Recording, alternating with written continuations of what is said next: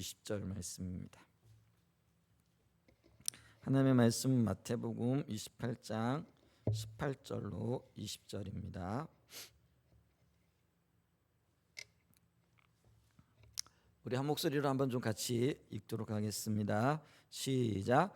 예수께서 나와 말씀하여 이르시되 하늘과 땅의 모든 권세를 내게 주셨으니 그러므로 너희는 가서 모든 민족을 제자로 삼아 아버지와 아들과 성령의 이름으로 침례를 베풀고 내가 너희에게 분부한 모든 것을 가르쳐 지키게 하라. 볼지어다 내가 세상 끝날까지 너희와 항상 함께 있으리라 하시니라. 아멘. 주일날 아침에 우리는 지금 회복의 길에 대해서 살펴보고 있죠. 특별히 지난 10월 달에 있었던 그 컨퍼런스에서 한국 교회와 또 개인이 어떻게 하면은 하나님께로 회복되어질 수 있을까, 이제 이 부분을 집중적으로 다뤘잖아요. 근데 이제 저희 교회가 그때 여러분이 참여를 하셨지만은 전체적으로 보게 되면은 일부만 참여한 것이죠.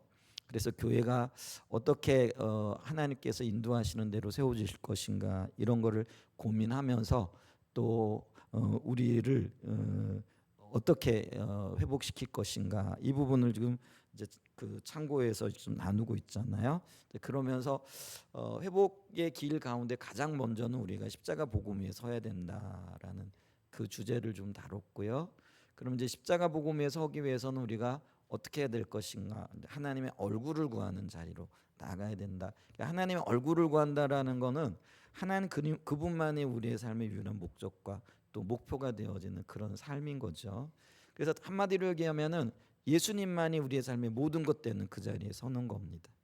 이제 그러기 위해서 또 우리가 무엇보다도 예배에 있어서 성공하는 이제 그런 교회, 그런 개인이 되어져야 된다라고 이렇게 말씀을 드렸고요.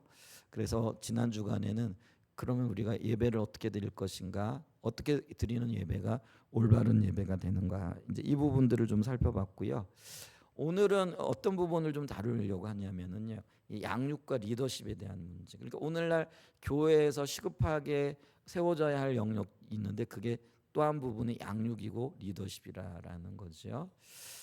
이게 같이 가는 거지만은 또 두 개의 주제가 되어질 수 있어서 오늘 이제 시간이 되어지는 데까지 다룰 텐데요. 특별히 양육 부분을 다룰 겁니다. 양육이라는 이 말은요, 우리가 국어사전 쪽으로 보면은 보살피고 자라나게 한다라는 그런 의미가 있어요.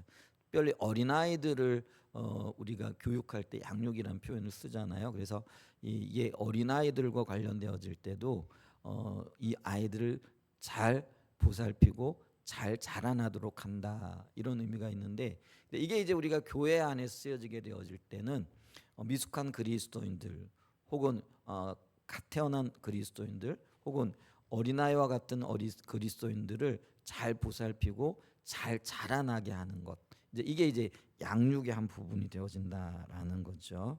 근데 이 양육은요, 교회의 어떤 기능의 한 부분 중에 하나라고 이렇게 얘기할 수 있는데, 우리가 일반적으로 교회의 목적과 또 목표 혹은 기능을 네 가지로 분류를 하죠.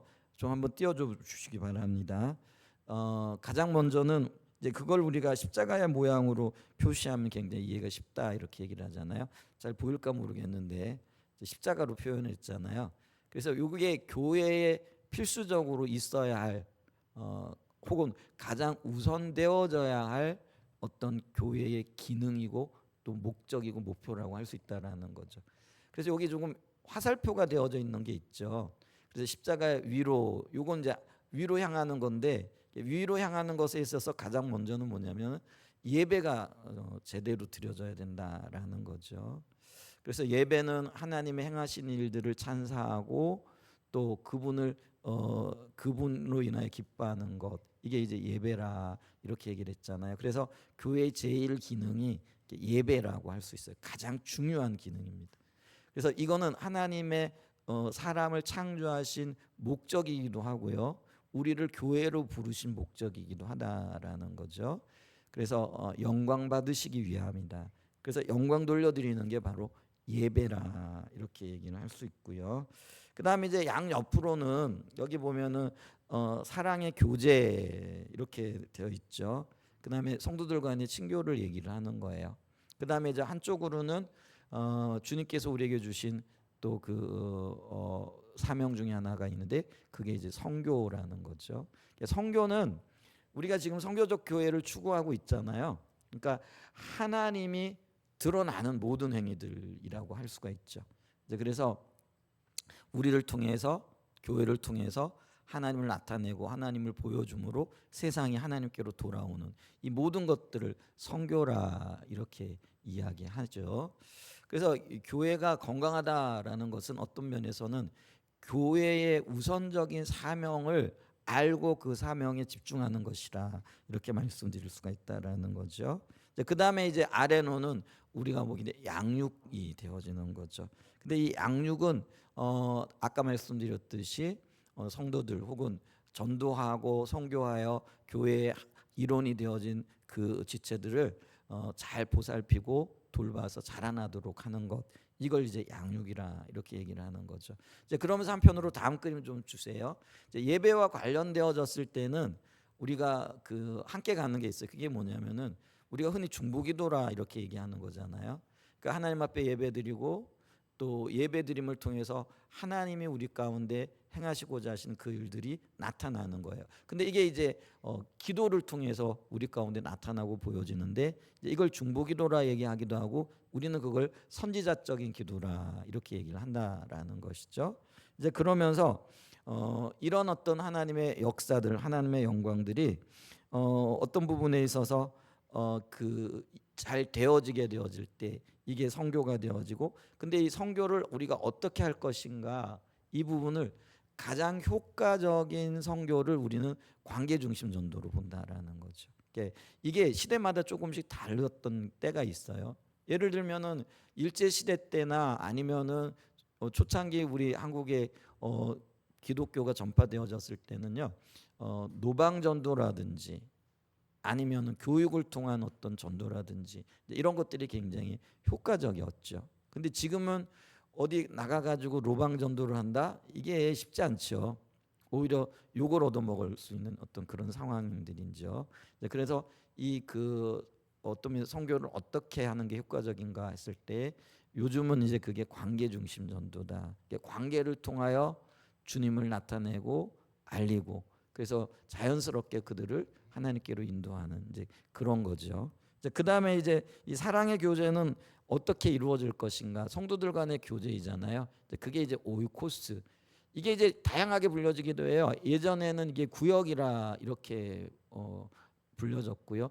요즘은 이제 셀을 지향하는, 이제 셀은 어떤 조직의 가장 근본적인 단위를 얘기하는 거죠. 그래서 셀을 지향하는 교회도 있고요. 이제 우리는 이제 이걸 오이코스라 이렇게 얘기를 하는데요. 오이코스라는 얘기는 여기에 섬김이 있고요, 또 돌봄이 있고요, 함께하는 어떤 그런 가정의 의미가 있다라는 거죠. 그래서 이걸 우리가 오이코스라. 그래서 홈이라는 의미가 있죠. 그래서 오이코스, 가정 안에 섬김, 이런 어떤 의미로 오이코스라는 용어를 쓰고 있다라는 거죠. 그 다음에 이제 밑으로 이제 아까 양육을 얘기를 했는데 이 양육과 함께 가는 게 뭐냐면은요, 리더십이라는 거죠. 교회 안에 성도들이 자라나는데 어디까지 자라느냐, 리더가 되어지고 그 리더가 다른 사람들을 또 리더로 세우는 데까지 나가는, 이제 여기까지 자라나야만이 이 교회가 건강한 교회가 되어질 수 있다라는 것을 말씀드립니다. 이제 그러면서 요 네 가지의 기능이 있고 네 가지의 기능이 함께 가는 것들이 아까 얘기했듯이 선지자적 기도라든지 또 그 오이코스라든지 관계 중심 전도라든지 또 리더십인데, 근데 이 네 가지 기능 중에서도 교회에서 가장 핵심적이고 중요한 기능이 뭐냐면은요, 예배이고 선교입니다. 그러니까 1차적인 목적 혹은 1차적인 기능이 뭐냐라고 얘기했을 때에 예배고 선교가 되어진다라는 것이죠. 그래서 우리는 예배를 통해서 마음껏 하나님을 높이고요, 그곳에서 하나님과의 만남이 이루어지고, 또 어떤 면에서는요, 예배 가운데서 우리가 하나님으로부터 영적인 힘을 공급받게 되어지죠. 그래서 어떤 면에서 보게 되어지면은 이게 없이는요, 이게 다른 직능들 혹은 다른 기능들을 효과적으로 세워 나갈 수 없다라는 것들을 우리가 배웠고요. 또 하나, 우리가 선교적인 교회를 지향하고 있으면서 하나님께서 우리를 구원하신 이유, 그리고 하나님의 백성인 교회를 세우신 목적, 그리고 하나님께서 지금 보편 역사 가운데 일하고 계시는 그 모든 이유가 결국은 하나님을 나타내기 위함이라는 거죠. 그래서 이걸 이제 선교라고 얘기를 합니다. 그래서 제가 그림을 어떻게 표현했느냐면 그 위에 화살표로 이렇게 얘기했잖아요. 그래서 지향해야 될 가장 중요한 것들이 되어진다. 그래서 교회의 가장 최우선적인 과업 혹은 기능이 뭐냐? 예배이고 선교가 되어진다라는 거죠. 그렇다고 해가지고 뭐 사랑의 교제라든지 뭐 이런 다른 기능들이 소홀히 되어져야 되느냐? 그건 아니에요.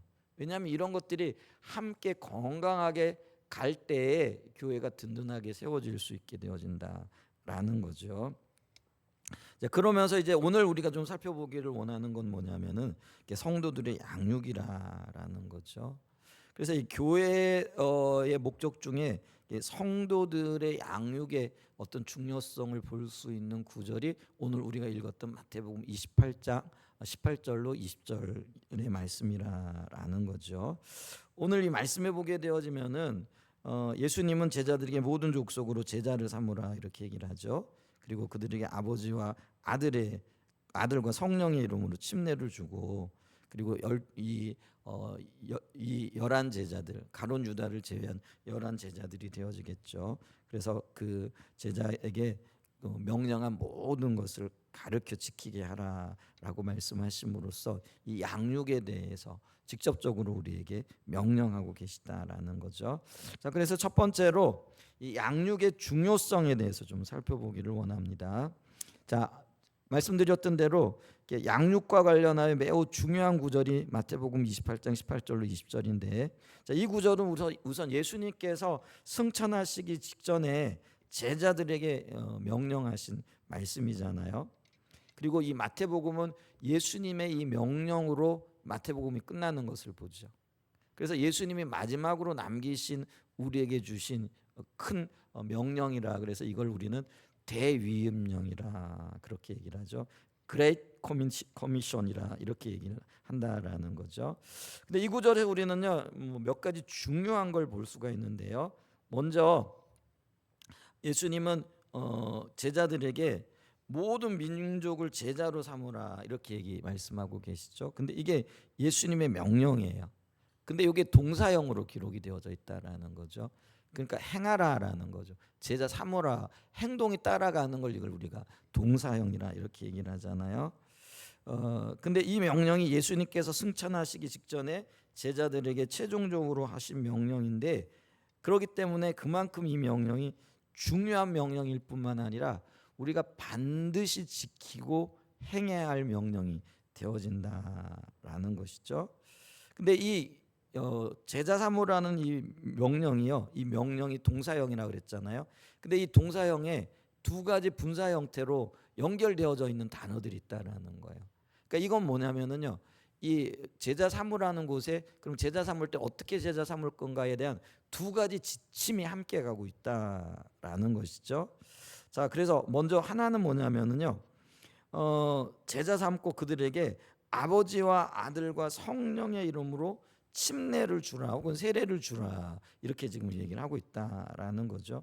신약 성경에서 침례를 받는다라는 것은 예수님을 개인의 구주로 또 생명으로 주인으로 받아들였다라는 전제가 깔려진다라는 거죠. 그래서 이 침례를 받아야 돼요. 근데 그게 예수님은 나의 구주가 되셨다라는 신앙 고백적인 성격이 있잖아요. 그리고 이게 예수를 믿었다라는 것을 증명하고 증거하는 의식이다라는 거죠. 그렇다고 해가지고 침례가 구원의 조건은 아닙니다. 근데 침례를 받았다라는 건 내가 구원받았다라는 것을 세상에 선언하고 선포하는 것과 관련이 되어져 있죠. 근데 내가 어떻게 구원을 받는가? 예수님이 행하신 그 일들이 내 마음속에 받아들여져야 되고 예수님의 내 삶의 주인으로 고백되어질 때에 그걸 우리가 구원받는 믿음이라 이렇게 얘기를 한다라는 거죠. 왜 이런 얘기를 하느냐면요, 세례를 받았고 침례를 받았는데 이 구원받는 복음에 대한 이해가 없는 분들도 있더라고요. 특별히 요즘 그런 일들이 행해져요. 지난번에 제가 우리 ROT 샷군단에 갔더니 이제 문무대에서 이제 그 뭐죠, 들어온 훈련 장교 후보생들을 그 지금 초청해가지고 예배를 드리잖아요. 그러니까 이제 훈련이 고되고 이러니까요, 옛날만큼 못할지 모르지만은, 그리고 또 이제 집을 떠나가지고 처음으로 병영 생활을 이렇게 한 달씩 맛보잖아요. 저는 33개월인가 군 생활을 했는데 요즘 이제 20개월을 이렇게 하기는 하잖아요. 30개월인가 제가 그렇게 했어요. 근데 이제 요즘 아이들이 어디 가가지고 뭐라 그럴까요? 규율에 이렇게 속한다 그럴까요? 이게 참 쉽지 않잖아요. 그러니까 이제 좀 위로받을 곳이 필요한 거죠. 그래가지고 교회로 많이 와요. 예전만치는 않지만은 예전에 보니까 한 2,000명 뭐 이렇게 훈련 들어오면은 교회로 오는 인원이 한 1,000명 가까이 이렇게 되더라고요. 저희들이 처음에 군성교를 시작할 때 그 문무대 이렇게 가서 주일날 함께 예배드리기도 했잖아요. 같이 가셨던 분들도 계신데 그때는 뭐 2,500명, 3,000명. 왜냐하면 한 번 그 병영에 들어오는 인원이 4,500명, 5,000명 이렇게 됐었거든요. 그러니까 한 70% 정도는 교회를 이렇게 나오더라고요. 이제 근데 그들 중에는 교회를 나와본 친구들도 있지만 안 나와본 친구들도 있는 거예요. 그러다 보니까 첫 주에 복음을 전하고 그들로 하여금 침례 받을 사람들 이렇게 써내라 이렇게 얘기를 해요. 뭐 세례를 받거나 이제 이렇게 하는데, 근데 의외로 많은 인원들이 그때 나도 침례를 받겠다, 세례를 받겠다 자원을 해요. 근데 그 많은 인원을 그 군대에서는 특별히 뭐 평일날에 만날 수가 없잖아요. 그래서 한 시간에 설명을 하고 또 왜 침례를 받아야 되는지, 왜 세례를 받아야 되는지 이야기를 군목 목사님들은 했다고 할 거예요. 근데 들은 아이들은요 못 들은 거예요. 그러면 이제 그들은요, 왜 그럼 침례를 받느냐? 아주 재밌는 이유 중에 하나가 있는데, 옛날에 제가 우송대 학군단 아이들 중에 침례를 받으려고 한대요. 왜 침례를 받느냐 그랬더니 그 침례를 받으면은 왜 성경책을 주는데 그 성경책 카바가 뭐냐면은요, 군용 색깔로 이렇게 입혀진 거예요. 여러분 그 왜 천으로 왜 군용 색깔이 있고 거기에 이제 그 군용 마크가 찍혀 있는 게, 근데 그게 굉장히 멋있다고 하나 갖고 싶은 거예요. 그러니까 그 성경 때문에 받기도 하고요. 요번에 침례 받은 우리 그 충남대 학군단 하고는 보니까요, 가방을, 아주 멋있는 가방을 선물로 받았다는 거예요.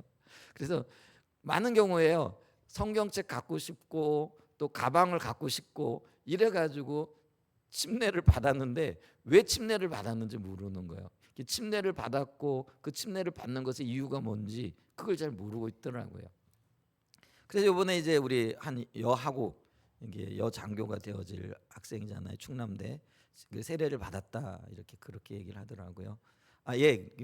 제가 왜 세례 침례를 이렇게 혼용하느냐면은요, 우리 침례교회는 순복음교회도 그렇지만 침례를 주잖아요. 근데 다른 교단은 이제 세례를 주는데 군목들 중에도요, 침례교 교단에 속한 목사님이 있고 장로교에 속한 목사님이 있어요. 그러면 장로교에 속한 목사님은 세례를 줘요. 그다음에 침례교에 속한 목사님은 이게 침례를 주는 거예요.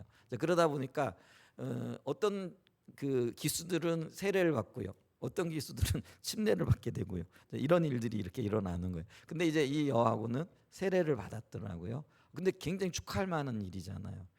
우리의 관점에서 보면은 세례를 받았다라는 건 이 아이가 예수 그리스도를 믿고 복음을 이해하고 그 다음에 그 증표로서 세례를 받은 거기 때문에 굉장히 축하할 일이잖아요.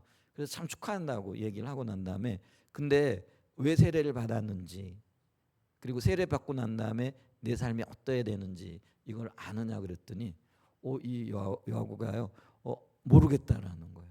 세례를 받았 이유도 모르겠고 근데 그거를 설명해 주지 않더냐 그랬더니 너무 바빠가지고 목사님도 그걸 설명해 줄 만한 충분한 시간도 없었고 듣지도 못했다라는, 아마 얘기를 했을 거예요.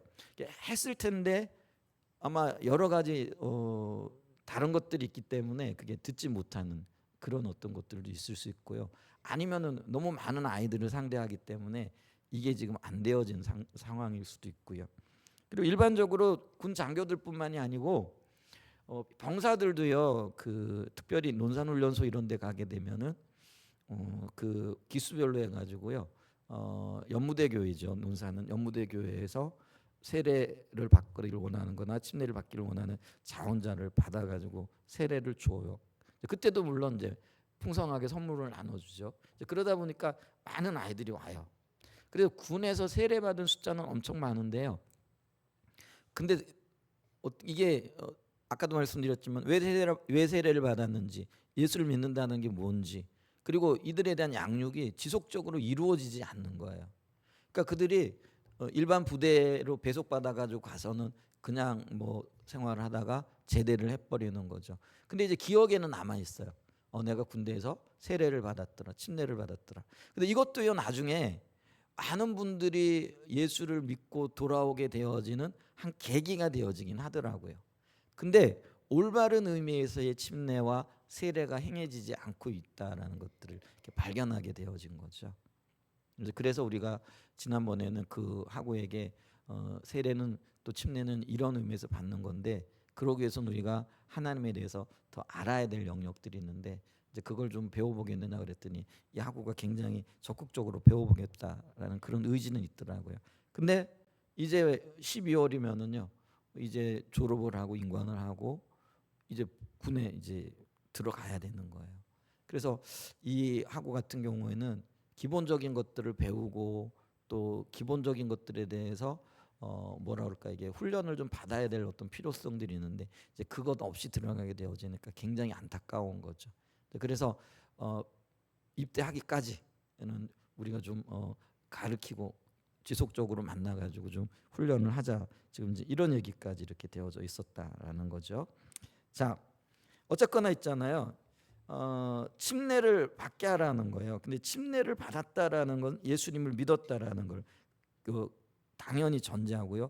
그리고 예수를 믿는다라는 것은 그곳에 성령의 역사가 있었다라는 것들이 전제가 되어지는 사건들이라 이렇게 얘기할 수 있다라는 거죠. 자, 그렇기 때문에 이 그 말은 또 제자들에게 침례를 베풀라라는 것은 모든 민족들에게 복음을 전해서 그들로 구원받도록 하고 구원받은 증거로서 혹은 구원받은 어떤 선언과 선포로서 침례를 받게 해야 된다라는 거죠. 자, 그리고 난 다음에 그들로 하여금 예수님의 명령을 지키게 하는 것. 그러니까 침례 받을 뿐만 아니라 침례 받음으로써 예수님을 믿게 되어졌으니까 이제는 예수님이 삶의 주인이 되어졌죠. 그래서 주인 되어진 예수님의 말씀을 지켜 행하도록 하게 하는 것, 이것까지 명령을 하고 있다라는 거예요. 그렇기 때문에 여기에 지금 양육이 필요하다라는 거죠. 그러니까 그들로 하여금 예수님의 명령을 기억하고 그 예수님의 명령이 생명인 것으로 인식하면서 그 명령을 따라 살아가도록, 지킬 수 있도록 그들을 돌보고 보살피고 그들을 교육해야 될 책임이 우리에게 있다라는 거죠. 여기서 양육의 중요성이 나온다라는 거죠. 그래서 이 양육은요, 대유임령에서 나오는 예수님의 제자가 되는 것의 한 핵심적인 영역이다, 이렇게 말씀드릴 수 있다라는 거죠. 근데 아까도 말씀드렸지만은요, 그게 군이 되어졌건 아니면은 우리 교회가 되어졌던 숫자적인 성장에 굉장히 이렇게 초점을 맞춘 거죠. 그러니까 군대에서도요, 이 사람이 예수 믿고 어떻게 자라나고 어떻게 그리스도인으로서 기능하고 또 한 사람의 제자가 되어질 건가, 여기까지는 신경 쓸 겨를과 여력이 없는 거예요. 그러니까 군대에서도 뭐가 중요하느냐면요, 몇 사람 침례를 줬느냐, 이게 중요한 거예요. 그러니까 침례를 받았다라는 건 이게 그리스도인이 되어졌다라는 외적인 증거가 되어지잖아요. 근데 그런 것들을 한국 사회가 어떤 경우는 조장을 하는 거죠. 왜냐하면은요, 예를 들면 군대에서 얼마만큼 군인들이 예수를 믿었느냐, 이거에 따라 가지고요 군목의 숫자가 달라져요. 무슨 말인지 이해가 되시죠? 예를 들면은 천주교도 그렇고요, 불교도 그래요. 불교도 그들도 예를 들면 교회 저기 그 군에서 군승이라 이렇게 얘기를 하거든요. 그러니까 승려를 파송을 해요. 그다음에 천주교에서도요. 신부를 파송을 하고요. 그다음에 이제 사도중단이라 그래서 원불교 있죠. 그러니까 불교하고 원불교를 좀 다르게 취급을 하더라고요. 그러니까 원불교에서도요. 군승을 파견을 한다라는 거죠. 요 네 개 종단이에요. 우리나라에는. 그러니까 기독교와 천주교와 그다음에 일반 불교와 그다음에 원불교 이렇게 네 개 종단에서 그 군승 혹은 군목이라 이렇게 우리가 얘기를 하는데 파송을 하는데요. 예를 들면은 그때에 얼마만큼 그리스도인이 있느냐, 그러니까 얼마만큼 예수를 믿게 했느냐 혹은 예수 믿는 사람이 군인들 속에 있느냐, 이게 프로테이지를 따진다는 거예요. 그래서 그 프로테이지에 따라 가지고 군목의 숫자가 결정이 되는 거예요. 군승의 숫자가 결정이 되어지는 거예요. 무슨 말인지 이해가 되시죠? 이제 그러니까요. 이게 양육 이것도 굉장히 중요해요. 근데 이 양육은 시간이 굉장히 많이 걸리는 일이잖아요. 교회에서도 그렇잖아요. 성도가 한 사람의 제자로서 기능하고 그리고 리더로 길러지고 또 리더로서의 역할을 감당하기까지요. 어떤 경우에는 10년, 20년, 30년, 40년 많은 시간들이 걸린다라는 거죠. 그러니까 이 교회가 성장했다라는 걸 드러내기 위해서는 어떻게 하는 거예요? 외적인 숫자 증가에 더 많은 신경을 쓸 수밖에 없는 거죠. 그런데요, 이게 오히려요, 이 양육을 강구하게 되어지면서 어떤 영역에서는 예수님이 명령이 가볍게 여겨지고요. 결과적으로 어떤 영역이 나타났냐면은 한국 교회가 침체하게 되어지는, 심각하게 침체하게 되어지는 원인이 되어졌다라는 거예요. 그러니까 한 사람이라도 제대로 교육시키고 훈련시켜 가지고 이들로 하여금 예수 믿는 삶을 제대로 살게 하면은 그것 때문에 이제 처음은 미약할지 모르지만은요, 점점 더 열매들이 커 나갈 거라는 거죠. 그런데 그런 것들은 신경 안 쓰고 당신 이제 예수 믿었어? 예수 믿습니까? 네 믿습니다. 그럼 세례 받으세요. 침례 받으세요. 그럼 당신은 교인입니다. 이제부터 열심히 일하십시오. 뭐 이렇게 되어지다 보니까요. 근데 이게 어떤 면에서는 기초가 없는 거예요. 그러니까 기초가 없는데 오래 갈 수도 없고요. 다른 사람들에게 영향력을 미칠 수도 없고요. 다른 사람들을 예수 믿는 자리로 이끌 수도 없는 거죠. 그런 현상들이 한국 교회에 나타났고요. 그게 오히려 일시적으로는 숫자적인 부흥이 일어났던 것 같은데 이렇게 뒤를 돌아보니까요, 남아 있는 게 없는 그런 현상들이 나타나게 되어졌다라는 거죠. 그래서요, 우리 한국 교회 그리고 우리 한사랑 예정교회도 절실하게 필요한 게 뭐라고요? 성도들을 어떻게 보살피고 어떻게 자라나게 할 것인가. 근데 이게요, 대단히 죄송한 얘기예요. 오늘날 권사님들 혹은 심지어 장로님들, 목사님들 중에도요, 더 자라나야 되고 더 양육받아야 되고 이제 그럴 필요성이 있는 거죠. 이거는요, 우리 교회 권사님들만 말하는 게 아니고요, 저를 위시해서 하는 얘기예요. 그래서 우리에게 굉장히 중요한 자세가 있는데 그게 뭐냐면요, 어떻게 하든지 배워야 돼요. 그리고 자라나야 돼요. 그리고 우리가 자라나서 다른 사람들을, 이게 주님의 명령이잖아요. 주님의 의도하신 그리스도인으로 세워나갈 수 있는 사람이 되어져야 된다라는 거예요. 내가 못 배우고요, 못 자라잖아요. 그러면은요, 다른 사람들에게 전혀 영향을 미칠 수가 없더라는 거예요. 여러분 그거 한번 자신이 스스로 돌아보실 수 있기를 축복합니다. 내가 지금 다른 사람들을 잘 돌보고 있고 그들에게 좋은 영향력을 미치고 있고 그들에게 그리스도인으로서 살아갈 수 있도록 잘 영향력을 미치고 있느냐라는 거예요. 아니면은 나 하나 지금 신앙생활하기도 급급하고 나 하나 주님 따라가기도 너무 힘들고 버겁게 느껴지고 있느냐라는 거죠. 그러면 우리가요, 지금 양육받아야 할 절실한 필요가 있는 거예요. 근데 우리가요, 체계적으로 이걸 양육받지 못했다라는 거예요. 그러니까요, 어떤 바람만 불어오면은 그 바람에 휩쓸려 가는 거예요. 여러분 지금 통일교도 그렇고 신천지도 그렇고 사회적으로 굉장히 큰 문제잖아요. 근데 신천지가 어느 교회에 들어왔다? 그러면은 우리 대전에서도요, 500명이 한꺼번에 큰 교회예요. 신천지로 빠져나갔다. 이런 이야기들이 들려져요. 어느 한 교회는요 통째로 신천지로 넘어가는 일들이 있었어요.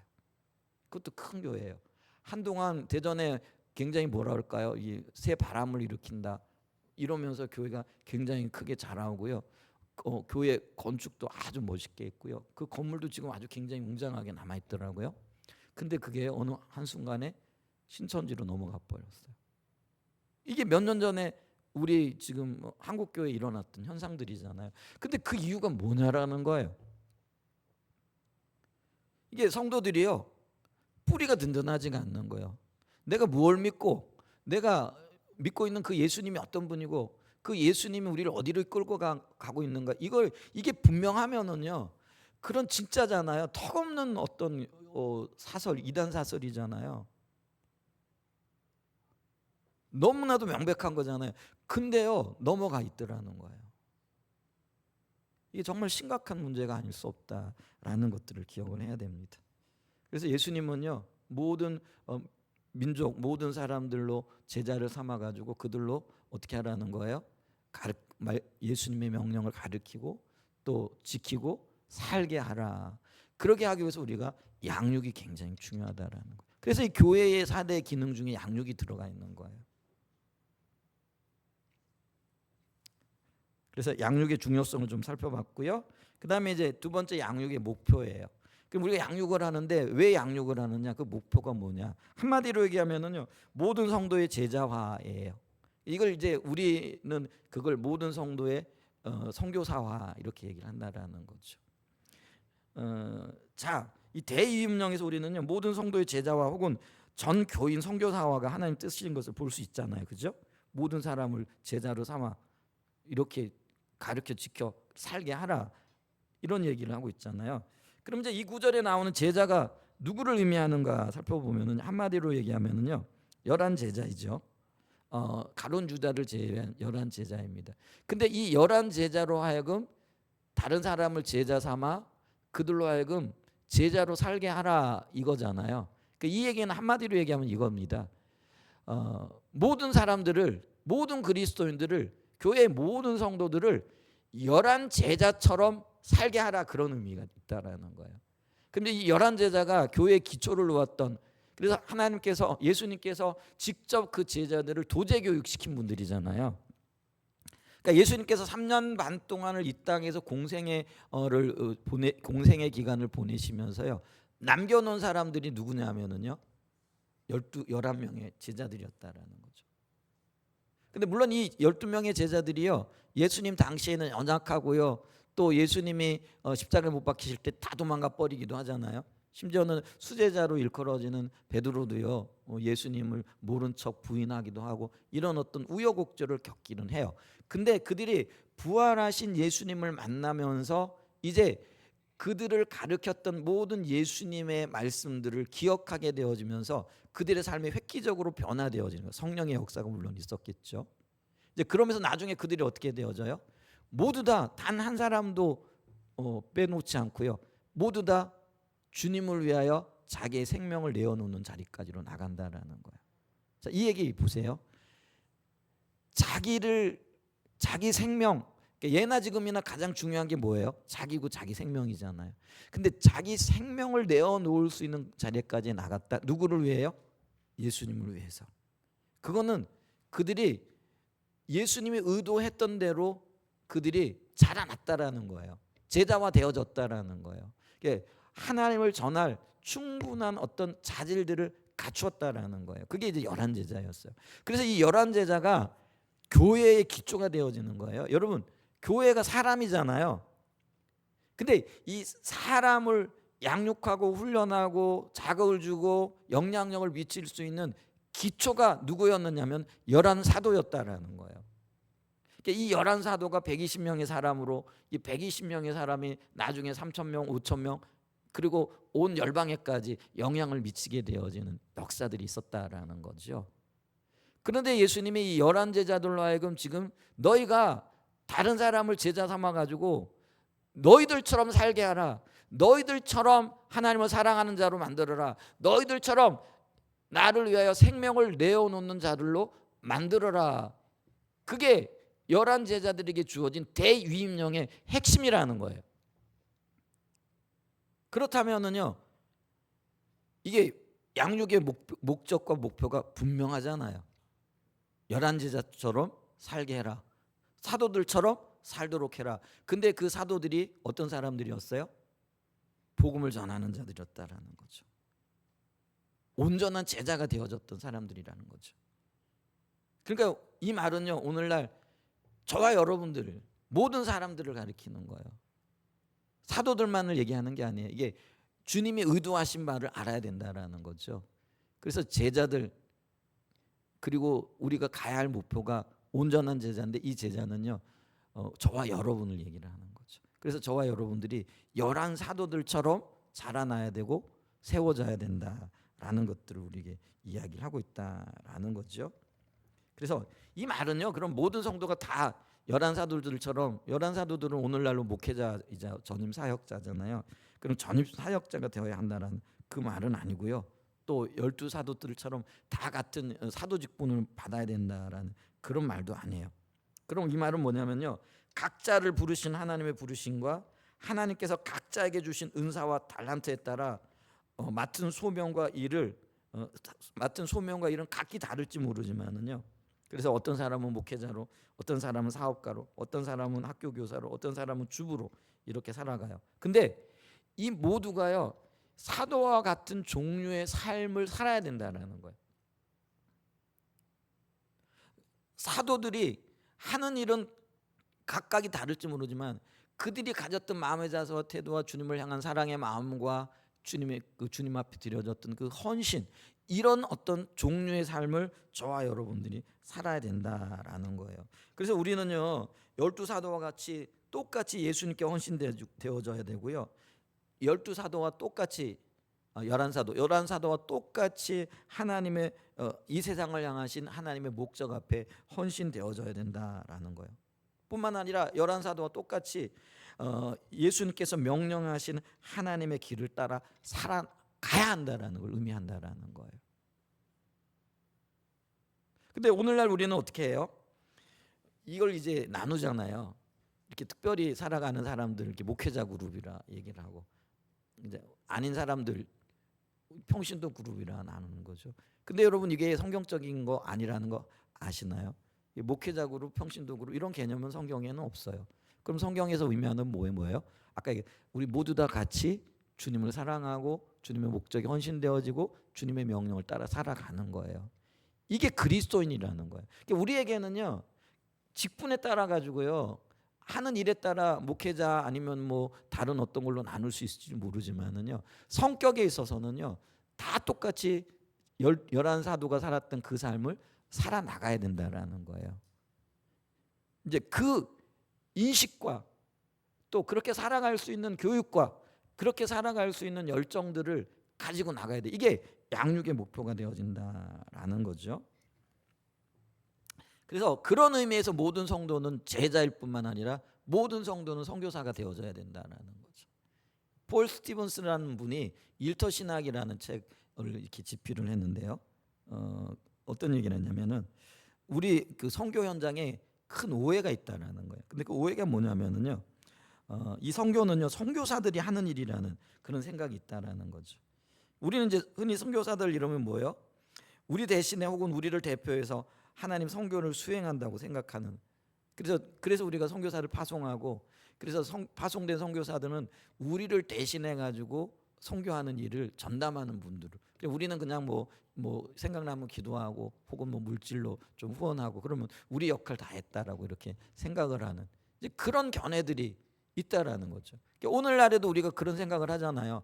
교회가 선교사님 파송해 놓고 그러면 선교는 선교사님이 하시는 거고 우리는 뭐 우리 형편되는 대로 이렇게 또 후원하기도 하고 또 뭐 어떤 기도 제목이 있으면 함께 기도하고 하는 이제 그런 생각을 하고 있다라는 거죠.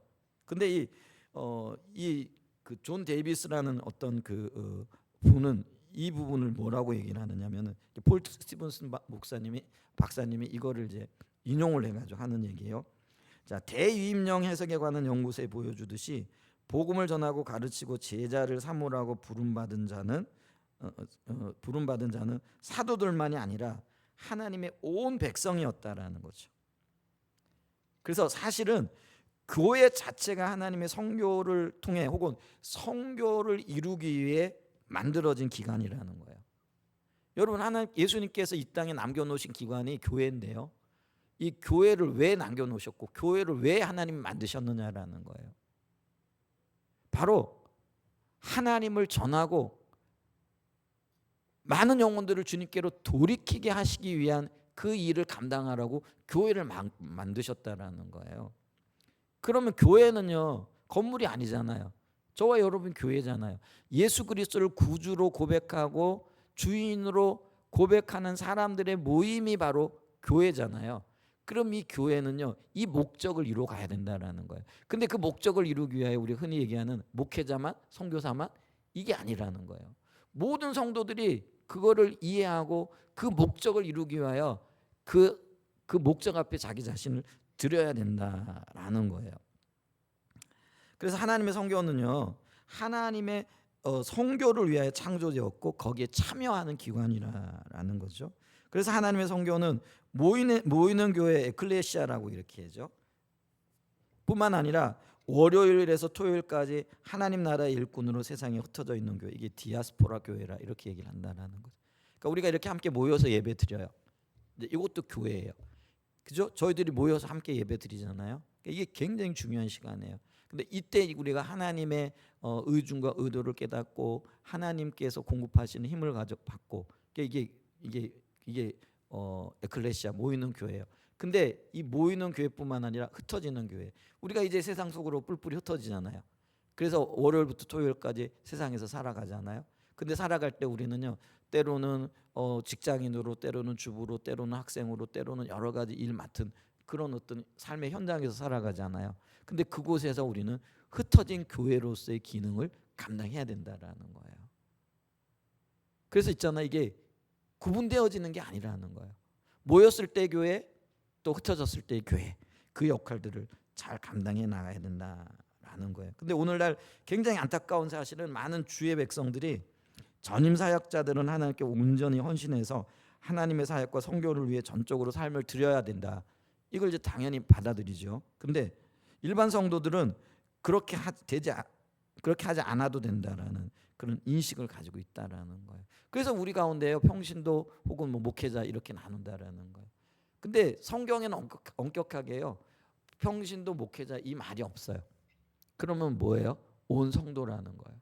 모든 제자라는 거예요. 그 목회자도 제자고 우리가 흔히 얘기하는 일반 성도님들도 제자라는 거예요. 근데 이 모든 제자들은 어떻게 살아야 된다고요? 열한 사도처럼.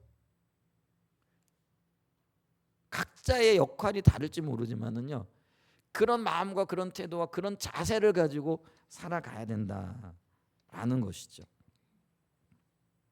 그리고 그렇게 살아갈 수 있도록 우리가 부지런히 뭐예요? 양육해야 된다라는 거죠. 그러니까 이제 이 교회의 가장 중요한 기능이 바로 이 부분 중에 하나가 된다라는. 그러니까 부지런히 가르치고, 그리고 이런 어떤 왜곡된 의식들이죠. 그리고 이게 이분법적인 거죠. 목사님은 열심히,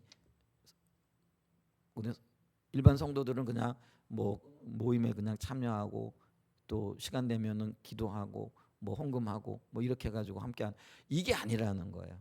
모두가 함께 우리는 주님의 목적을 향하여 달려가야 열한 사도처럼 그러한 삶을 살아야 된다. 이제 이렇게 얘기를 하는 거죠. 그래서 이거는요, 이런 어떤 이원론적인 이거는요, 심지어는 어떤 분 뭐라고 얘기를 하냐면 사탄적인 교훈이라 이렇게 얘기를 합니다. 그래서 오늘 많은 사람들이 여기에 속아 넘어가 가지고요, 거기에 어떤 순응하며 살아왔다라는 거죠. 근데 그게 아니다라는 것들을 우리 좀 인식할 수 있기를 바랍니다. 그러면서요, 교회는 다양한, 세 번째, 교회에 주어진 다양한 은사들입니다. 다양한 은사들이 주어졌고 직분들이 이렇게 주어져 있잖아요. 근데 그 직분과 은사들이 에베소서 4장 11절로 13절에 나타나요. 자, 여기 보면요, 그가 어떤 사람은 사도로, 어떤 사람은 선지자로, 에베소 4장 11절로 어떤 사람은 복음 전하는 자로, 어떤 사람은 목사와 교사로 삼았으니. 자, 그래서 이걸 이제 교회에 주어진 오중직이라 이렇게 얘기를 하고요. 근데 우리는 이걸요, 마치 예를 들면 사도는 높은 사람, 선지자는 그 다음 사람. 이렇게 어떤 계급적인 분류를 하거든요. 이게 이제 굉장히 인본적이라는 거예요. 근데 그게 아니라는 거예요. 이건 하나님 나라를 섬기기 위하여 주어진 하나의 직분일 뿐이라는 거예요. 이건 계급이 아니라는 거예요. 근데 이런 직분이 주어진 목적이 뭐냐라는 거예요. 그게 이제 12절이에요. 이는 성도를 어떻게 한다고요? 온전하게 하여. 이게 아까 우리가 봤던 열한 사도의 삶이라는 거죠. 예수님의 삶이라는 거죠. 그러니까 예수님이 열한 사도에게 그 예수님 자신을 보여주시고 가르치시고 드러내셨잖아요. 그러니까 열한 사도가 예수님처럼 살아가는 거예요. 그러면 이 열한 사도는 다른 제자들을 어떻게 하는 거예요? 가르쳐 가지고 자기들처럼 살게 하는 거예요. 그러면 이제 다른 제자들은 뭐예요? 이 가르침을 받아 가지고 자기가 그렇게 배웠고 살고 그리고 산 그것을 또 가르쳐 가지고 그렇게 살아가도록 하는 거예요. 근데 이게 온전함이라는. 이 온전하게 봉사 일을 하게 하고 그리스도의 몸을 세우게 나가는 거죠. 그래서 이게 최종적인 목적이 어디냐면은요. 결국 13절에 보면은요. 우리가 다 하나님의 아들을 믿는 것과 아는 일에 하나가 되어 온전한 사람을 이루어 어디요? 그리스도의 장성한 분량에 충만하게 이르게 하리라. 이렇게 얘기하는. 주님에까지 이르게 하는. 그리스도의 장성한 분량에까지 이르게 하는 거라는 거예요. 그러니까 우리가요. 교회에 이런 어떤 직분들과 은사들이 주어져서 이런 일들을 통해 가지고 부지런히 양육하고 세워져 가게 하라는 거예요. 근데 교회 안에 이런 직분들과 이런 은사들이 지금 활발하게 움직이고 있느냐라는 거예요. 그렇지 못하고 있거든요. 왜냐하면 수많은 오해들과 사단의 방해와 그리고 우리도 이거를 어떤 면에서는요 계급으로 받아들이고 어떤 은사는 더 뛰어나기 때문에 어떤 은사는 더 높고 어떤 은사는 더 존중받아야 되고 이런 어떤 전혀 성경적이지 않은 생각들을 가지고 있더라는 거죠. 그래서 우리가요 이런 부분들을 잘 좀 살펴봐야 됩니다. 그래서 우리의 어떤 사고들이 주님 중심적으로 세워질 뿐만 아니라 그래서 이런 주어진 은사들을 가지고요 이 은사의 목적은요 자기를 드러냄이 아니에요. 많은 사람들은 은사를 가지고요 예를 들면은 자기의 영적인 어떤 수준을 드러내려고 그러고 그것 때문에 어떤 이익을 취하려고 하는데 이건 지극히 타락한 일이라는 거예요. 은사를 가진 사람들은요 하나님의 목적과 하나님의 뜻을 이루어가야 되는 거예요. 그러니까 오히려 더 큰 섬김과 오히려 더 큰 헌신과 희생이 따라가야 되는 거예요. 그게 자랑거리가 아니더라는 거죠. 이런 의식이 그래서 내게 주어진 은사는요 교회의 유익과 내게 맡겨진 성도들의 유익을 위한 수단이라는 것이 분명하게 인식이 되어져야 된다는 거예요.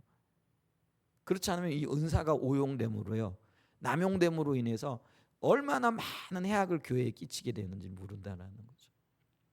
주님은 이 교회를 은사들을 통해 가지고 그리스도의 장성한 분량에 이르기까지 하라고 하는데 우리는 이 은사들을 가지고 자기 유익과 이익과 자기 밑에 줄 세우는 거죠. 나 이런 은사가 있어. 너 나 따라와야 돼. 나와 함께 해야 돼. 이런 엄청난 죄를 지금 짓고 있더라는 거죠. 우리가 깊이 돌아봐야 돼요. 그리고 특별히 내가 은사가 나타날 때 그 은사가 나타나는 거는요 나 때문이 아니에요. 하나님의 교회를 위함인 거예요. 다른 분들을 위함인 거예요. 근데 교회에 해악을 끼치고 다른 사람들을 실족해 한다? 그럼 그 은사 때문에 씻을 수 없는 책망을 받을 거라는 거죠. 그거를 명심할 수 있는 저와 여러분들이 되시길 축복합니다. 여러분 이거 굉장히 무거운 이야기예요. 오늘 한국교회에서 이 부분들을 깊이 생각해보고 우리 한사랑 예전교회에서도요 내게 있는 은사들 달란트들 가지고요 그거를 나를 위한 수단으로 삼거나 다른 사람들을 내 밑에 줄 세우기 위한 내 영향력 하에 두려고 하는 그런 시도나 그런 생각을 가지고 있다면요 얼른 돌이켜야 됩니다. 빨리 회개하고 주님 앞에 서야 됩니다. 은사는 매우 소중한 거예요. 귀중한 거예요. 왜요? 그게 주님이 주신 것이고 그것을 가지고 우리는 교회를 세울 수 있고 하나님의 백성들을 세울 수 있는 수단이기 때문에 그렇다라는 거예요. 그러니까 너무나도 귀한 게 은사라는 거예요. 그런데 이 은사를 가지고 그 목적대로 쓰지 않게 되어지면 이거는 내게 축복이 아니라 저주가 될 수 있다는 걸 기억하셔야 됩니다. 아멘. 그래서 여러분 겸손하셔야 됩니다. 이제 그 부분들을 우리가 기억해야 되고요. 그래서 이제 교회는요 이 주어진 은사 직분 이 주어진 은사 직분과 이 은사들이 어디에 초점이 맞춰져야 된다고요? 귀한 양육을 위한 데 초점이 맞춰야 된다는 거. 다른 사람들을 세우고 다른 사람들이 그리스도의 장성한 분량에 이르는 데까지 이루도록 도움을 주고 여기에 초점이 맞춰져야 된다라는 거예요. 근데 이거는요, 이제는요, 우리가 지금은 이제 다 느낄 수 있어요. 교회가 있잖아요. 해도 되고 안 해도 되는 그게 아니고요. 교회가 생존하기 위한 절실한 어떤 수단이 되어졌다라는 거예요. 한국 교회가 어떠면 우리 교회가요, 주님 앞에서 건강한 교회로 살아남기 위한, 세워지기 위한 너무나도 절실한 이유가 여기 있다라는 거죠. 해도 되고 안 해도 되는 거, 이게 아니라라는 거죠. 그래서 우리는요, 교회의 생존을 위해서요, 예수님이 말씀하신 그대로, 예수님이 세우기를 원하시는 그런 교회 그대로, 하나님이 이끌기를 원하시는 교회 그대로 그 열망을 가지고 양육해 나가야 된다라는 것이죠. 아멘. 그러면 이제 네 번째로 이 양육을 위한 수단들이 어떤 것들이 있는가? 가장 먼저 중요한 거는 설교입니다. 설교가 굉장히 중요해요. 자, 모든 성도들을 그리스도 제자로 무장시키고 모든 성도가 선교사로 살아가게 하는 것이 양육의 목표인데요. 이 목표를 위한 가장 중요한 시간이 설교라는 거죠. 그 중에서도요, 작은 첫 번째 주일 설교는요, 모든 성도들을 훈련시키고 양육시키고 무장시키는 가장 중추적인 시간이라는 거예요. 이제 우리가 주일날 교회 모이잖아요. 그리고 모일 이때에 그 하나님을 예배하고 높이잖아요. 그래서 있잖아요. 어떤 명언에서는요, 성도들이 모여 주님을 예배할 때, 이때가 하나님의 백성의 진정한 모습이 드러나는 때라는 거죠. 왜냐하면 하나님을 높이고 하나님을 예배할 때 그때 하나님의 임재가 있는 거잖아요. 여러분, 우리가 그걸 기억해야 됩니다. 하나님의 임재라는 건 하나님이 우리와 동행하신다라는 의미잖아요. 그럼 하나님의 임재가 없는 교회가 이론적으로는 없어요. 이론적으로는 그런 교회는 성립될 수 없어요. 그렇죠? 그러니까 모든 교회는요, 하나님이 함께 하셔야 되고 하나님 임재하셔야 된다라는 거예요. 그게 성경적인 개념이에요. 왜냐하면 우리가 하나님의 백성이니까. 근데 정직하게 우리 좀 돌아보자고. 우리 교회 하나님의 임재가 있을 때가 많아요, 임재가 없을 때가 많아요.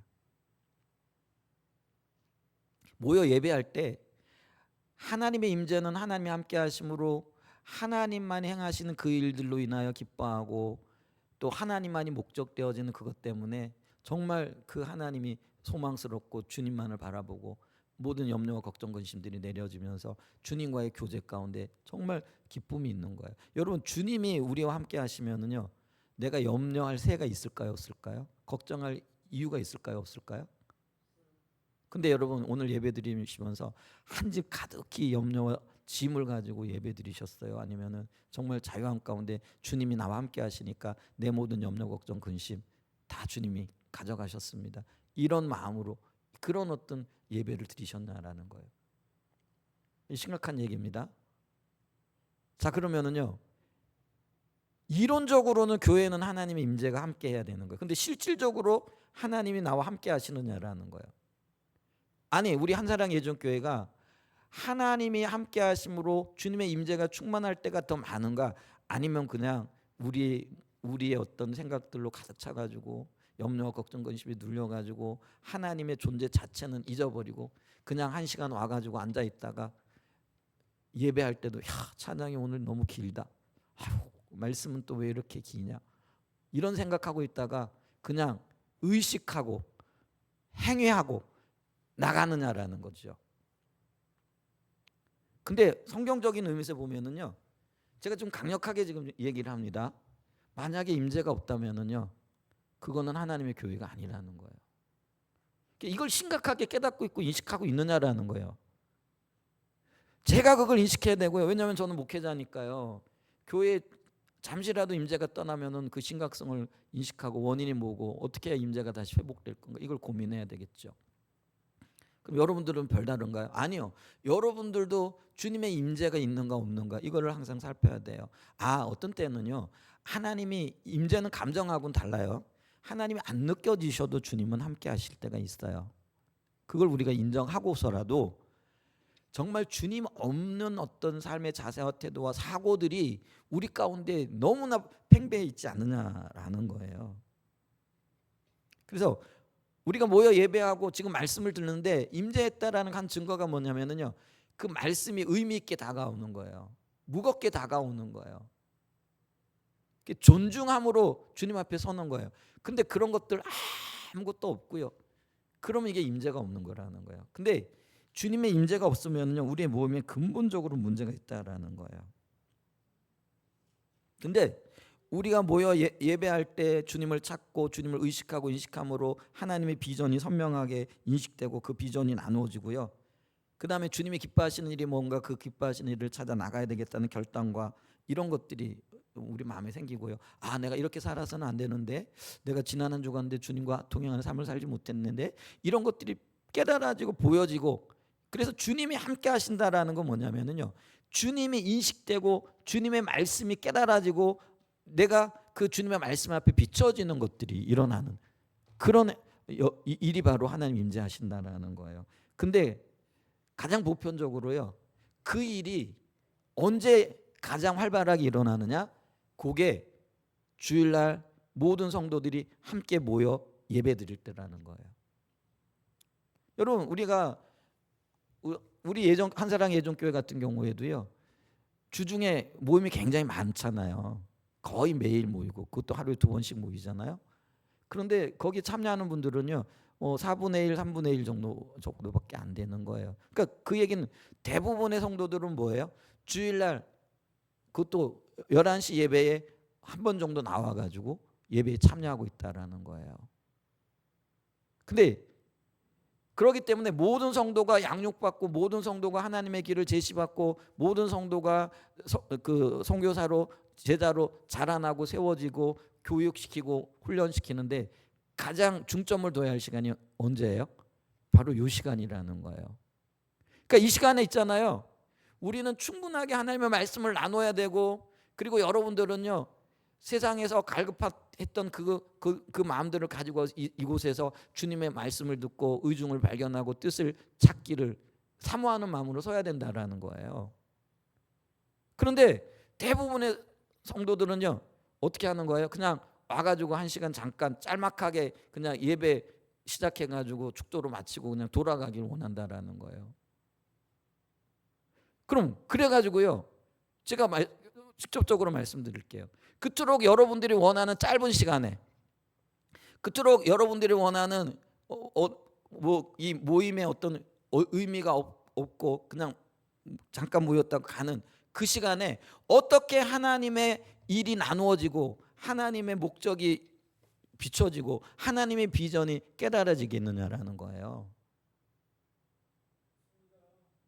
그러니까 우리가요, 조금 더 정직하게 그리고 갈망을 가지고 주님 앞에 서야 되는 거예요. 제가 여러분요, 설교를 길게 하고 싶어서 길게 하는 게 아니라는 거예요. 저도요, 짤막하게 한 20분 정도 하고요, 그냥 내려가면 참 좋아요. 설교 준비도 간단하고요. 근데 그렇게 해가지고는요, 여러분들이 하나님의 의도와 하나님의 목적과 하나님이 원하시는 것을 볼 수가 없다라는 거죠. 우리가 사람과의 대화도 그렇잖아요. 짤막하게 대화하면은요, 오해만 쌓이는 거죠.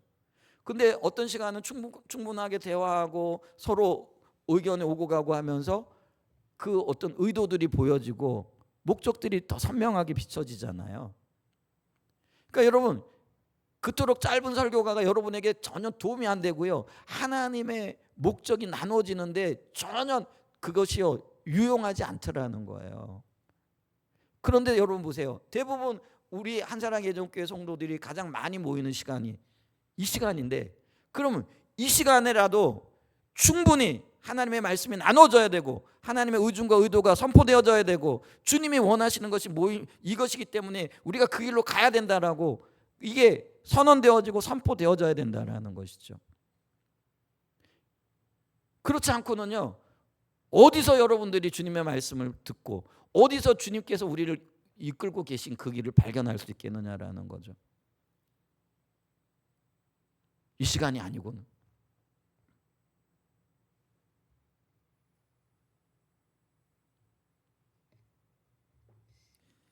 그래서 우리가요 이렇게 온 교회가 모이는 이 시간이 가장 핵심적인 시간이라는 거예요. 그리고 가장 핵심적인 시간에 하나님의 의중과 하나님의 목적과 의도가 나눠져야 돼요. 그것도 충분히. 그래야 우리가 자라날 수 있다라는 거예요. 그래야 우리가 하나님의 뜻을 따라갈 수 있다라는 거예요. 그래야 우리가 제자가 되어지고, 그래야 우리가 주님의 의도하고 하신 선교사의 삶을 살아갈 수 있다라는 거예요. 그렇기 때문에 우리는요 이 시간이 성도들을 온전케 하는 가장 핵심적인 시간이기 때문에 여러분 이 시간 오실 때 배우고자 하는 자세를 가지고 오세요. 그리고 이 시간을 주님 앞에 충분히 드리시기를 바랍니다. 처음에 우리 교회가 4년 전에 연합을 했잖아요. 근데 교회에 이렇게 예배 드리러 오면서요 시간을 약속해 놓고 오시더라고요. 그러니까 이제 그분들은 이게 있는 거예요. 이제 11시 예배 시작하니까 12시 예배 끝나니까 12시 10분쯤에 약속을 해도 되겠다. 여러분 그건 우리 생각이죠.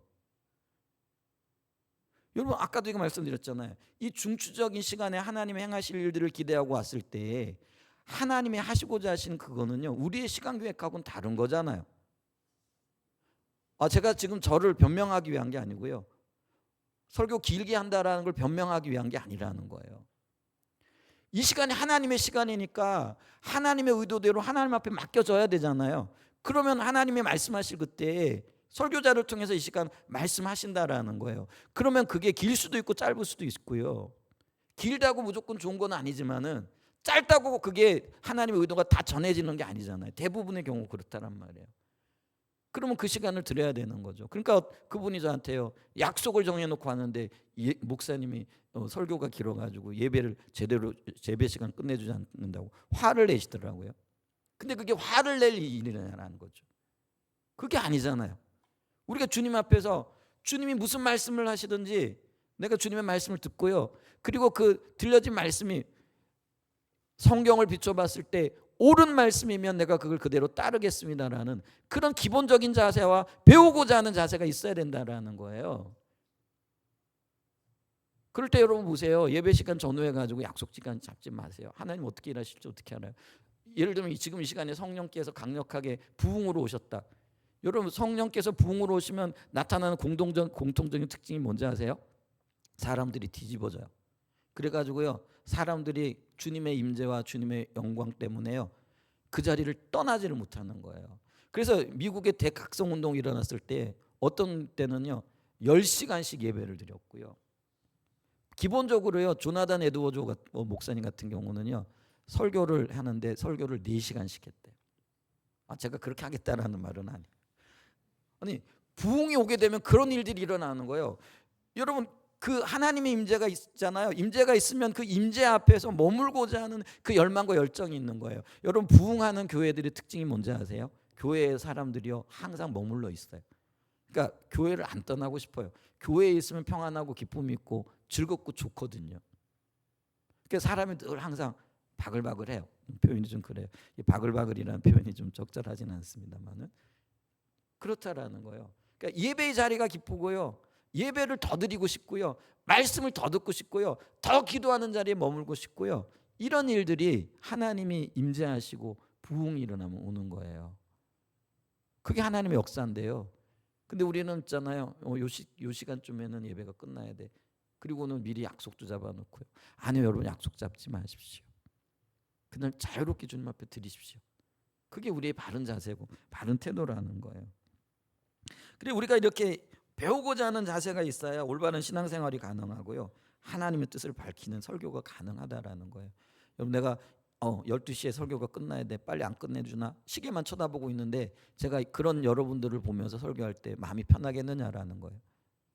제가요 눈치가 좀 둔하다고 그렇게 하긴 해요. 근데 여러분들이 시계 쳐다보는 정도의 눈치는 있거든요. 그래가지고 이게 불편해하는구나. 이게 지금 마음을 닫고 있구나. 요 정도는 제가 지금 설교만 30년째 해오잖아요. 그게 보이거든요. 근데 그럼에도 불구하고 제가 그런 거 개의치 않으려고 안 보려고 무진장애를 쓰는 이유가 뭐냐면요, 제대로 나눠줘야 되고요. 그래도 한 주제를 얘기를 할 때 오늘 양육이라는 주제를 가지고 있는데 양육이 왜 중요하고 양육의 목표가 뭐고 이 양육하기 위해서 어떻게 해야 되는가, 그 가장 중요한 게 설교를 지금 얘기를 하고 있는 거예요. 이 설교를 통해서 모든 성도들이 그 같은 비전과 또 같은 목표를 가지고 자라나게 되어진다라는 거예요. 여러분 보세요. 이 설교 시간 외에 성경 공부하러 오라 그래도 안 오시잖아요. 기도하러 모여라 그래도 안 모이시잖아요. 그러면 언제 제가 여러분들에게 하나님의 의중과 의도를, 언제 하나님의 목적과 목표를 나눌 수 있겠느냐라는 거예요. 이 시간이잖아요. 그래서 이 시간이 가장 중요하고 어떤 면은 가장 중추적인 시간이 되어진다라는 것들이죠. 그래서 우리가 배우고자 하는 자세가 있어야 돼요. 이사야 66장 2절을 좀 보겠습니다. 이사야 66장 2절인 거죠. 이 자세가 필수적으로 필요한데요. 자, 같이 한번 읽어보겠습니다. 시작. 나 여호와가 말하노라. 내 손이 이 모든 것을 지었으므로 그들이 생겼느니라. 물은 마음이 가난하고 심령에 통해하며 내 말을 듣고 떠는 자 그 사람은 내가 돌보. 여기 보면요, 마음이 가난한 자 얘기잖아요. 요게 있잖아요. 마태복음에는 심령이 가난한 자로 예수님이 이 말씀을 인용해서 가시는 거예요. 이게 성도가 가져야 할 성도의 가장 기본적인 마음 자세라는 거예요. 어떤 마음이요? 가난한 마음이라는 거예요. 가난하다라는 걸 결핍을 느끼는 거예요. 내가 부족하다라는 걸 아는 거예요. 내가 하나님의 은혜가 더 필요하다라는 걸 아는 거예요. 내가 주님의 삶에 동역하고 동행하는데 내가 연약하다라는 걸 아는 거예요. 이제 이 가난한 마음이 있어야 애통하고 통회하고 주님을 찾게끔 되어져 있다라는 거예요. 이게 배우고자 하는 마음이라는 거예요. 여러분 안에 제 안에 이 배우고자 하는 마음이 드냐라는 거죠. 이게 있어야 된다라는 거죠.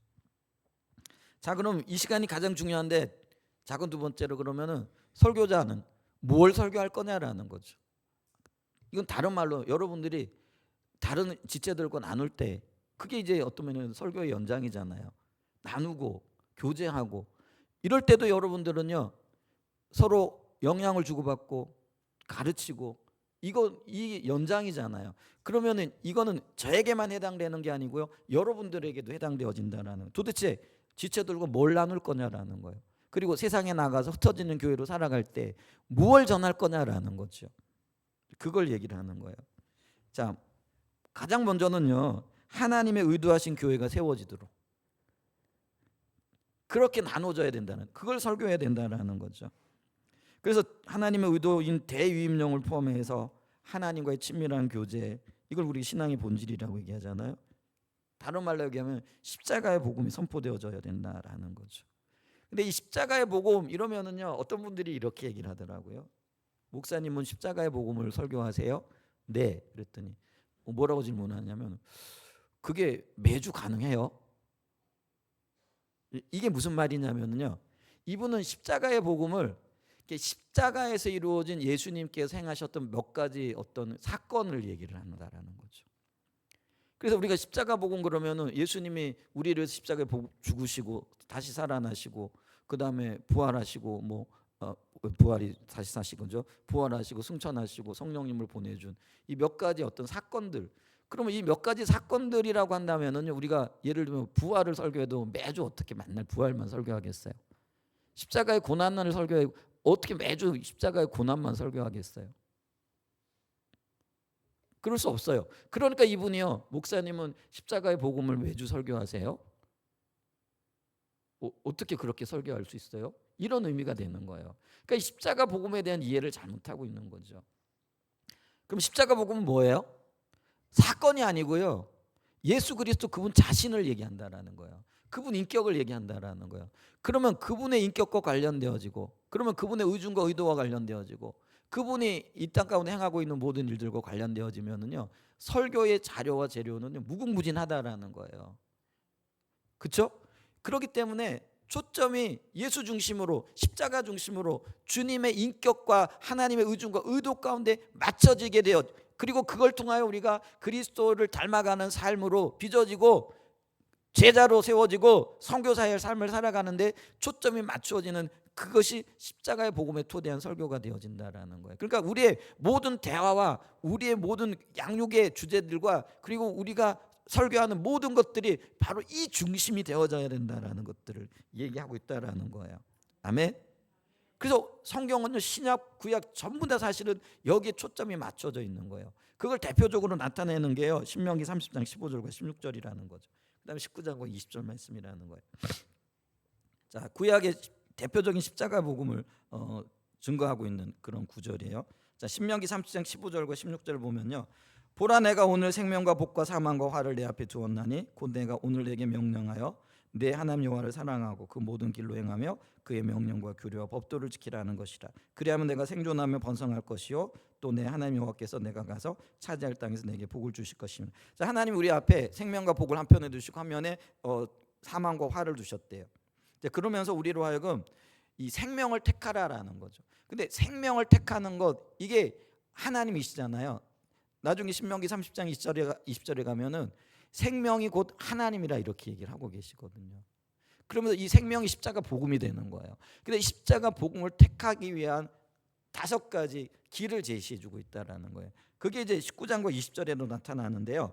19절과 20절 보세요. 19절과 20절 보면은요, 같이 읽어봅니다. 시작. 내가 오늘 하늘과 땅을 불러 너에게 증거를 삼노라. 내가 생명과 사망과 복과 저주를 내 앞에 두었은즉 너와 내 자손이 살기 위하여 생명을 택하고 내 하나님 여호와를 사랑하고 그의 말씀을 청종하며 또 그를 의지하라. 그는 내 생명이시요 내 장수이시니 여호와께서 내 조상 아브라함과 이삭과 야곱에게 주리라고 맹세하신 땅에 내가 거주하리라. 그래, 생명을 택하라. 그게 십자가 복음이라는 거예요. 근데 생명을 택하기 위해서 우리가 해야 될 5가지 방법을 가르쳐 주고 있어요. 하나가 뭐냐면은요, 친밀한 교제예요. 이 친밀한 교제라는 말이 어디 있느냐 이렇게 얘기하실 텐데요, 20절에 보면 또 그를 부종하라 이렇게 얘기하는 게 있어요. 그를 의지하라. 이 그를 의지하라는 이 말이 우리나라 개역 한글에는 옛날에는 부종하라라는 말이었어요. 근데 이 부종하라는 말은 딱 달라붙어 있다라는 거예요. 여러분, 풀과 풀을 풀칠을 해가지고 종이를 딱 달라붙어지잖아요. 그럼 이게요, 분리가 안 돼요. 만약에 이걸 따로 떨어뜨리잖아요. 그럼 이 종이는 못 써요. 그 상태를 얘기를 하는 거예요. 그래서 의지하라는 말은 뭐냐면은요, 내가 주님께 착 달라붙어라 있어라, 하나님께 착 달라붙어 있으라라는 그런 의미예요. 이제 그게 다른 게 아니라 하나님과의 친밀한 교제를 얘기하는 거고요. 그 다음에 2번째가 하나님을 사랑하라라고 얘기해요. 전적으로 주님을 의지하는 것, 그게 사랑이고요. 그 다음에 말씀 순종이 3번째, 그 말씀을 지켜야 하는 거고요. 4번째가 하나님의 모든 길로 행하는 거고요. 5번째가 하나님의 목소리 청종은, 이게 성령의 인도를 받는 거예요. 자, 보세요. 이게 지금 생명 대신 하나님을 택하는 길이라고 그랬어요. 근데 하나님의 예수 그리스도가 우리에겐 복음이고 십자가의 복음이라고 얘기했어요. 그러면 그분과 관계를 하는 5가지 길이 제시되어 있어요. 이 모든 길들은 다양하게 해석되어질 수 있고 살펴볼 수 있는 거잖아요. 그래서 이런 것들을 통해 가지고 하나님을 찾도록 설교하는 것, 가르치는 것, 우리의 대화의 초점이 여기에 맞춰지는 것, 이게 바로요, 어떤 의미에서 보면은 교회에서 가르쳐져야 되고 교회에서 대화되어져야 되고 교회에서 이 자리로 양육하는 거예요. 그래서 이 5가지 방법, 이게 대표적인 것들을 얘기를 하는 거예요. 이런 것들을 통해 가지고 주님께로 나가게 하는 것, 복음 대신 주님께 나가 그분 안에서 안식할 뿐만 아니라 그분이 주신 사명과 비전을 따라서 살아가게 하는 것, 그래서 자라나게 하는 것, 이게 바로 설교의 주제가 되어져야 된다라는 것들이죠. 자, 이거를 예레미야 7장 21절에서 23절에는 이렇게 얘기를 해요. 예레미야 7장 21절에서는요, 만군의 여호와 이스라엘 하나님께서 이와 같이 말씀하시되 너희 희생제물과 번제물의 고기를 아울러 먹으라.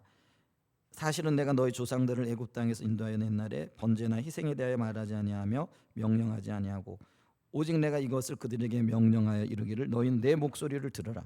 그리하면 나는 너희 하나님이 되겠고 너희는 내 백성이 되리라. 너희는 내가 명령한 모든 길로 걸어가라. 그리하면 복을 받으리라 하였으나, 요게 지금 신명기 30장 15절로 16절 19절로 20절 말씀을 반복하고 있는 거라는 거예요. 근데 여기 굉장히 중요한 게 있어요. 그게 뭐냐면요, 여기 너희 희생과 번제물, 이거는 뭐냐면 예배 형식을 얘기를 하는 거거든요. 그러니까 형식이 중요한 게 아니에요. 의식이 중요하지 않은 게 아니에요. 근데 이 의식보다도 더 중요한 게 있다라는 거예요.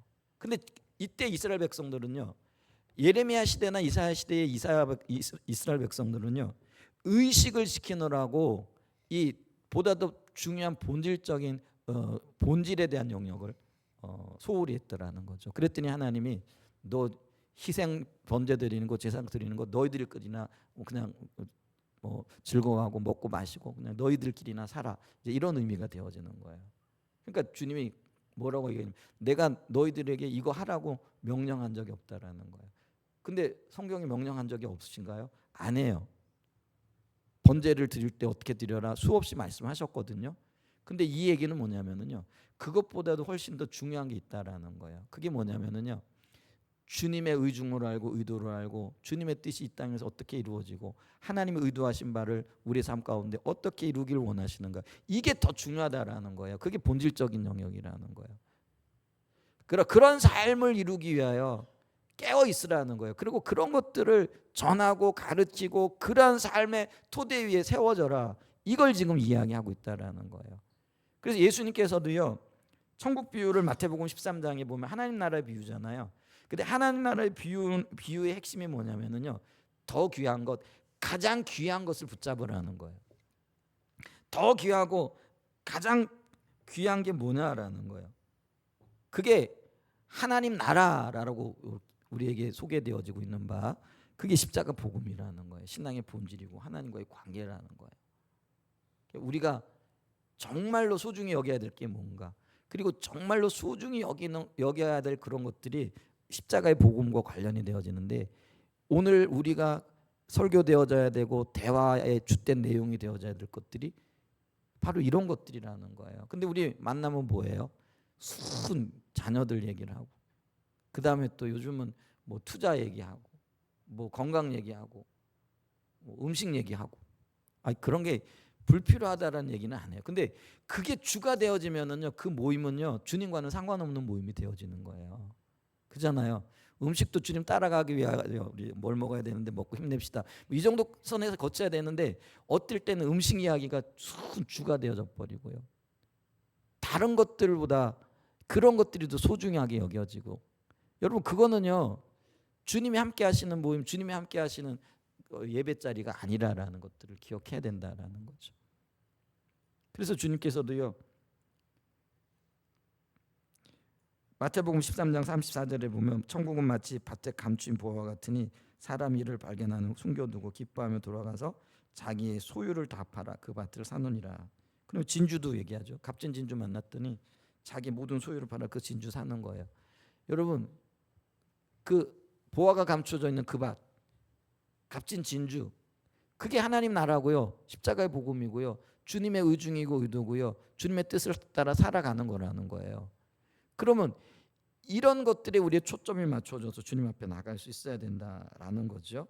그래서 있잖아요, 이사야 55장에 보면은 자기 생각, 자기 길, 자기 방법, 이게 악인의 길이라 이렇게 얘기를 하잖아요. 이것을 내려놓고 우리의 삶과 실질적인 소유의 주권이 예수님께 드려져야 된다라는 거예요.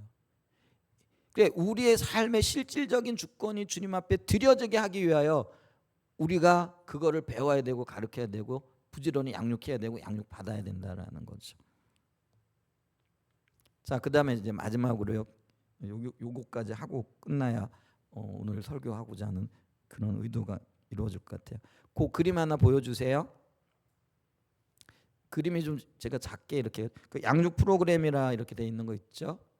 그래서 이걸 보면은요, 우리가 신앙이 자라나기 위하여 우리 교회에서 배워야 되고 해야 될, 그리고 이거는요 지금 하고도 있지만 앞으로 해야 될 것들이에요.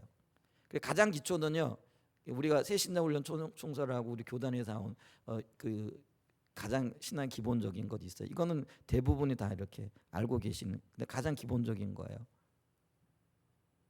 예수 믿는 게 뭔지, 침례가 뭔지, 뭐 이런 여러 가지 일들이 있어요. 그게 6권짜리로 돼 있어요. 얇은, 요즘 통본으로 나와 있기도 있고요.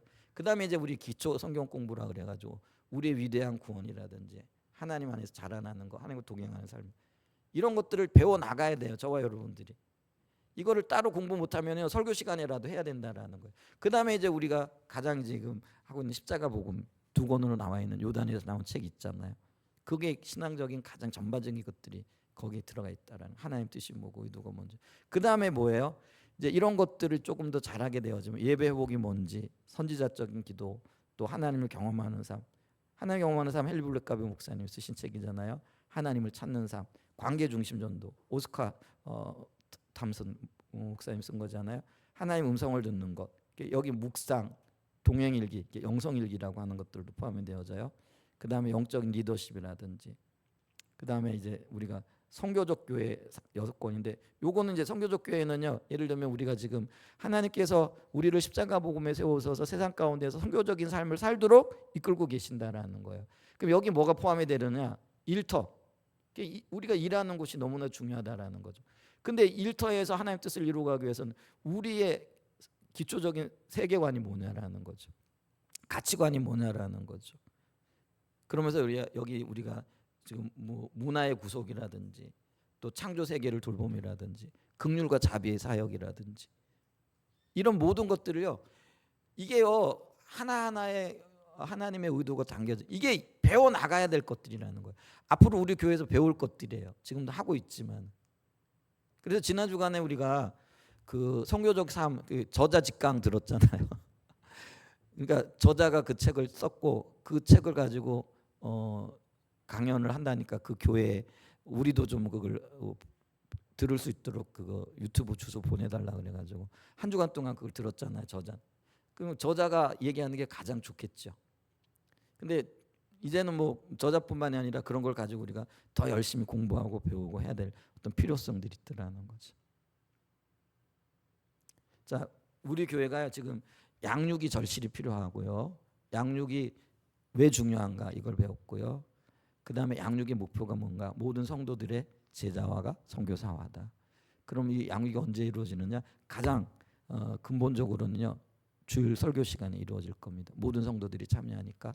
그 다음에 이제 다른 분들, 이거는 우리가 성경 공부를 통해서든지 아니면은 다양한 여러 가지 방법들, 할 수 있는 수단과 방법들이 있고 시간들이 되어지면은요, 이런 것들을 통해서 이런 것들이 반복적으로 가르쳐지고 반복적으로 우리가 배우고, 이제 그러면서 우리가 자라나는 그런 기회를 가질 겁니다.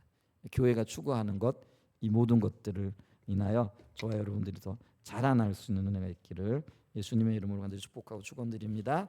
아멘. 설교 마쳤고요. 우리 다 같이 일어나셔서